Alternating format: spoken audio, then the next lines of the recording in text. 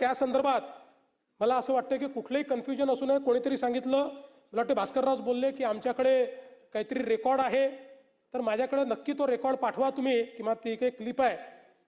ज्या मंत्र्यांनी म्हटलं असेल की यांना परमनंट करतो, त्या मंत्र्याचा प्रस्ताव राज्यपालांकडेच पाठवतो. मुलांना देखील हाताला काम मिळालं पाहिजे म्हणून आपण या ठिकाणी कमवा आणि शिकासारखी योजना आली की ज्या योजनेमध्ये आमच्या मुलांना ज्या आस्थापना नोकरी देतील त्या आस्थापनांना 1 वर्षापर्यंत या मुलांचा 10,000 रुपयापर्यंतचा पगार हा सरकार देत आहे.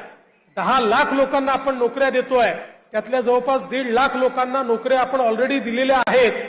मी तुम्हालाही विनंती करेन की या योजनेचा मोठ्या प्रमाणात लाभ आपण घेतला पाहिजे आणि त्यातनं एकदा 1 वर्षापर्यंत एखाद्या आस्थापनेत काम केलं, आपलं काम चांगलं असेल तर त्या ठिकाणीच परमनंट नोकरी देतील.